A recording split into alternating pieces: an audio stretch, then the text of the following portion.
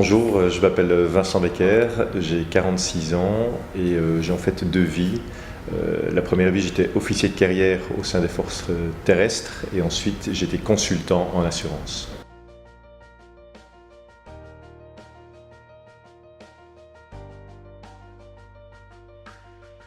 Les idées venaient surtout d'une observation de plus de 13 ans dans le monde de l'assurance où je me rendais compte des différentes frustrations que rencontraient mes clients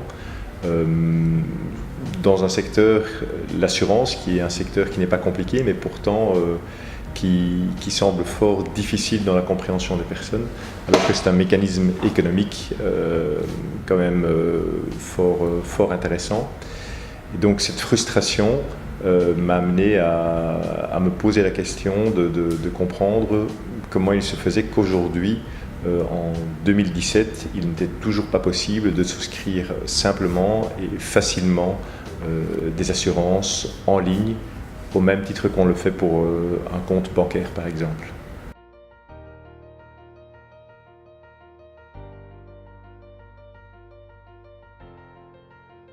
Les premiers challenges étaient vraiment de s'entourer d'une bonne équipe, donc il fallait vraiment avoir le bon match des profils pour une activité dans l'InsurTech. Le deuxième challenge, comme l'assurance est un secteur qui est très compliant, qui est très réglementé, il a fallu pouvoir obtenir toutes les accréditations ainsi que pouvoir se connecter à plus de 20 compagnies d'assurance. Et enfin, le troisième challenge est de pouvoir vendre en ligne et acquérir nos premiers clients.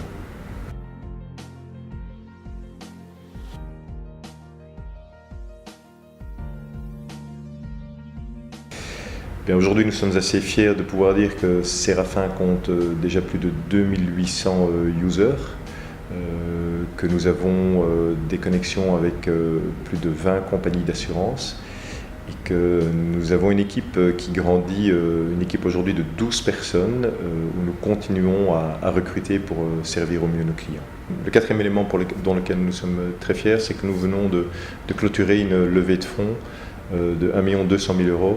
avec des partenaires qui nous font vraiment confiance dans le développement de notre activité en Belgique.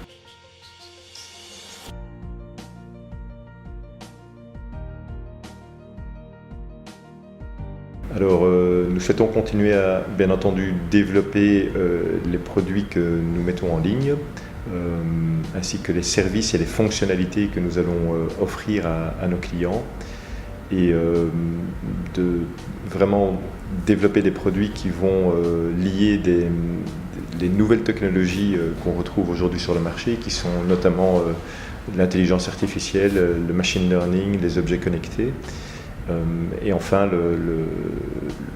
pas la dernière ambition, mais en tout cas nous avons l'ambition, je veux dire en 2018, de nous intéresser de près au marché français pour